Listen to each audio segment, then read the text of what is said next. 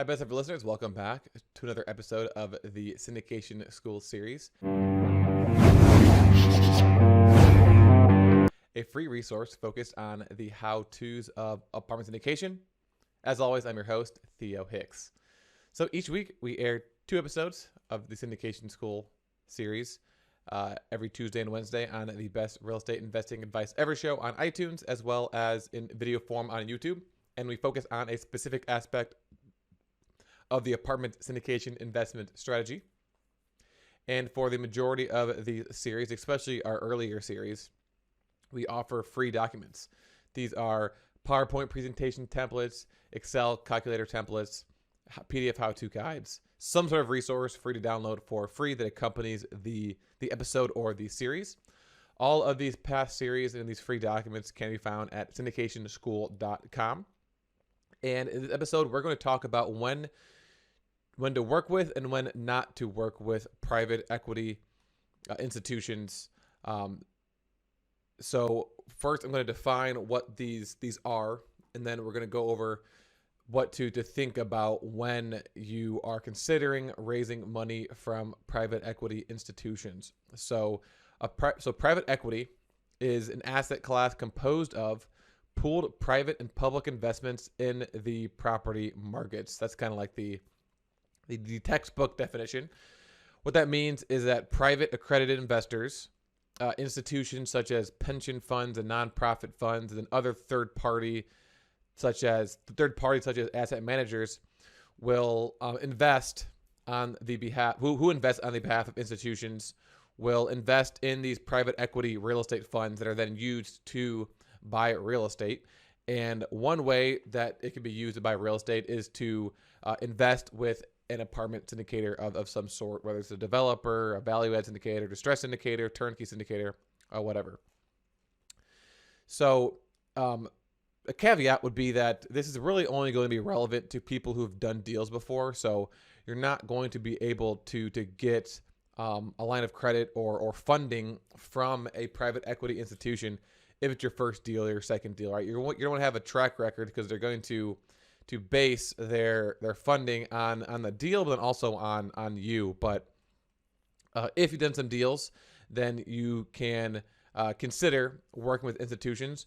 We're not going to talk about exactly how to work with institutions here, but we're going to talk about when it makes sense to work with them and when it makes sense not to work with them. And so Joe does not work with private equity institutions because of the way that his deals are structured. So it really depends on how your deals are structured to determine if it makes sense to work with them. So the main reason why, so we're going to go over the reasons why Joe doesn't work with them, and then also talk about reasons why, well, if his deals were different in this way, then this is how he would be able to work with them. So the first thing is that the private equity institutions are only going to review a deal that's under contract. So once you've got your PSA signed with the seller and you already have your relationship with this institution, it's only at that point that they are going to actually perform their due diligence on the deal to determine if they're going to provide funding. So they're not going to do due diligence and let you know that they're going to fund the deal before you put it under contract. So you're doing all of your upfront due diligence, underwriting, and then once you determine that the deal makes sense, only then will they actually look at the deal to see if it makes sense to them to determine if they're going to provide you funding. So this could pose a pretty big problem because especially if you're working in a pretty competitive market that requires a non-refundable earnest deposit. Because generally, if you're raising money from just regular passive investors and not a fund, you don't have no hard commitment, but you have an idea of how much money you're capable of raising beforehand. That's what we recommend at least. You want to have the money before the deal. So you want to have verbal commitments. You want to have a list of investors and then know how much money that they are capable of investing. And then based off of the summation of that list, you can determine what size deals you can look at. So if you're capable of raising $1 million, then you can assume that you'll probably have to put down between 30 to 35%. So you can look at deals that are $3 million and lower. Whereas when you're working with an institution, sure, You might have an idea of the line of credit that they'll give you, how much money they're willing to fund total. But since you don't know if they're actually going to fund the deal or not beforehand, and you put down a non-refundable earnest deposit, if they don't fund it, then you're going to lose that earnest deposit. So obviously, it's possible to lose the non-refundable earnest deposit by raising capital from a group of individual accredited investors, but the probability is going to be lower because, as I mentioned before, you already have an idea of how much money you're capable of raising. Plus, you're not going to, ideally, you're not going to push that ceiling. Obviously, it's good to push yourself, but if you're capable of raising $1 million and you only need to raise 500 grand, well, you've got a lot of options to raise money from people, right? Only half of the investors need to actually invest the amount they said they would invest in order to hit that threshold. Whereas if you're doing with a fund, it's just one person, it's just one entity that's investing, and if they say yes, then you've got the money. If they say no, you've got no money. And then you obviously, if you aren't able to close, then you're going to lose that non-refundable earnest deposit. So that's kind of one thing. So if you need to go non-refundable, it might not make sense to use private equity. If you do go refundable, then the next thing to think about is this next point, which is that private equity institutions typically will not approve their funding until a minimum of 30 days after contract. So you put the deal under contract, they do their due diligence. They're not going to instantaneously come back to you, in one day and say, oh yeah, we'll fund this deal, or nah, we're going to pass on this deal, right? It takes a while to do due diligence. So expect for it to take at least 30 days for them to approve or deny funding after the deal is placed under contract. And of course, this is an issue if you don't have a long contract to close a time period. So typically, it'll take anywhere from 60 to 90 days to close on a deal. So PSA to close 60 to 90 days. Well, and then for Joe's deals, the formal funding period usually begins a few weeks after placing a deal under contract. So say day 14. And then the goal is to secure all of the money that's required to close by at least 30 days prior to closing. So if it's a 60-day close, then day 14 to 30, hopefully they get all of the money at that point, or at least the majority of the money. Now, what happens if you raise money from institutions? Well, you have a 60-day contract to close. Well, you do all your due diligence, you're preparing to close, and then they don't get back to you until day 30, and they say, oh, we're not going to close on this deal. Now you only have 30 days to fund your deal from your individual passive investors. Whereas on the other hand, if you raise money from individual people, you would have 45 days to raise money. So that 15 days is going to be pretty important. And if they decide to obviously fund the deal, then no problem. But there's also the possibility that they won't fund the deal. And if that's the case, well, then you only have a condensed time period, a compressed timeline to raise money from your list of private investors. And hopefully you can get it done. But again, the probability is lower of getting it done in that compressed time frame. And if you're unable to raise the money, you can't close on the deal. If the earnest deposit is refundable, great, you get it back. If it's non-refundable, well, then you're going to go ahead and lose that non-refundable earnest deposit.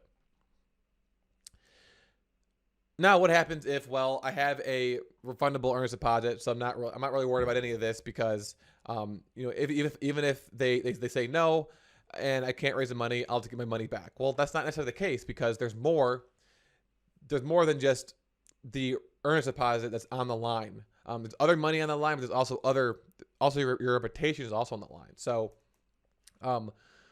when you are 30 days or more into the due diligence process, again, it takes 30 days for them to approve or deny, at least 30 days, maybe even longer. Could take 2 months. You might not get approval until you're supposed to close.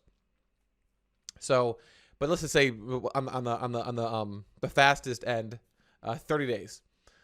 Well, at that point, you've done inspections, you've done appraisals, different surveys, and these things aren't free.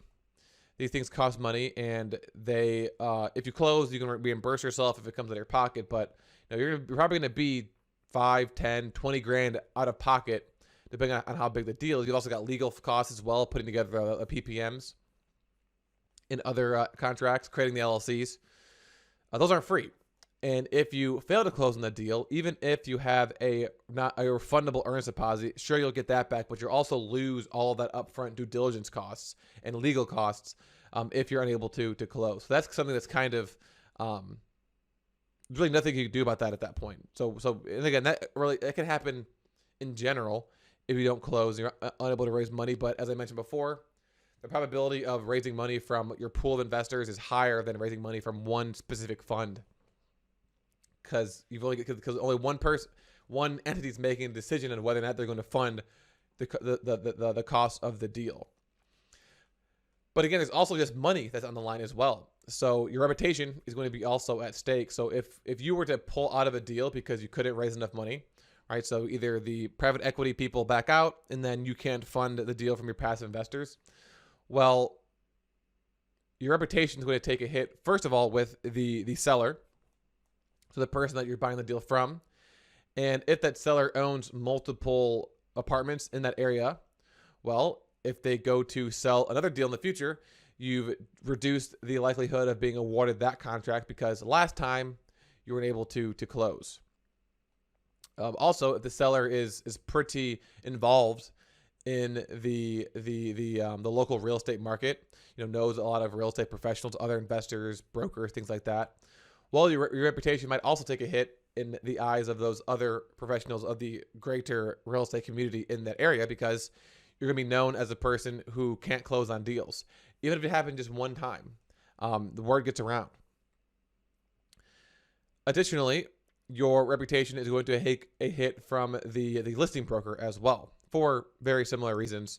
But this could potentially be even worse, because the seller might own maybe 5 deals, so you're kind of lost on those 5 deals. But the broker might be listing hundreds of deals a year, hundreds of deals in their lifetime. And if you're unable to close on one of those deals, you've reduced the likelihood of being awarded another deal that is listed by that broker, because similarly, you didn't close, and they think of you as someone who wasted their time and was unable to close on the deal. And then similarly to the seller, the broker likely also has a relationship with other brokers in the area, other investors in the area. And it's kind of like a domino effect where you also might have issues getting deals from other brokers as well. Not all brokers, obviously, but again, the entire point of this is that if you do not close on a deal that you put under contract, at the very least, you're likely not going to get awarded another deal by that broker or that seller, if the reason why was because you could not follow up on your commitment, right? If you had to back out because there's a problem with the deal, that's different.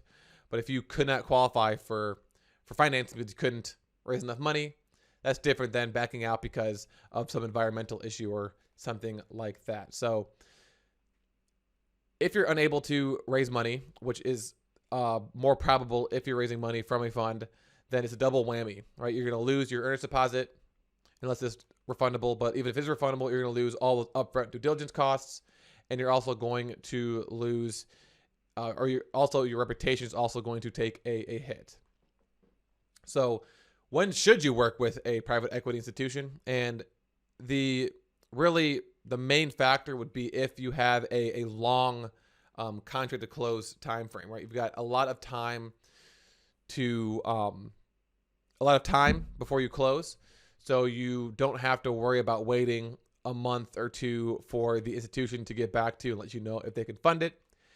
And if they say no, you have plenty of time to raise money from your list of private investors. If ideally you have that, you're not just relying solely on private equity. But again, since you're likely experienced, you've raised money from people before, so you do have a network of passive investors that you can tap into if you're unable to qualify. So the main thing would be is if you have, 90, more than 90 days, so like 120 days plus maybe a few 30-day or 15-day contract extensions, that would be, a good time to use the a private equity institution. If you don't need to go non-refundable on your earnest deposit, similarly, because again, if you're unable to secure the funding from the private equity institution because they deny funding, and you're unable to get money from the passive investors, then you can at very least get your earnest deposit back. But again, you still have the issues with the upfront due diligence costs as well as the reputation. So ideally, it's if you have a long time frame, so that if you get denied funding, you can raise money from your passive investors. So overall, the 3 reasons why Joe personally does not work with institutions is, number 1, they won't review deals until they're under contract.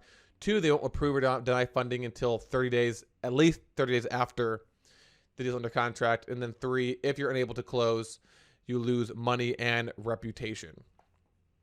So that is when to work with and when not to work with private equity institutions. Until tomorrow, check out some of our other syndication school episodes on the how-tos of apartment syndications. Make sure you download the free documents we have available as well. Both are available at syndicationschool.com. Thank you for listening, and I will talk to you tomorrow.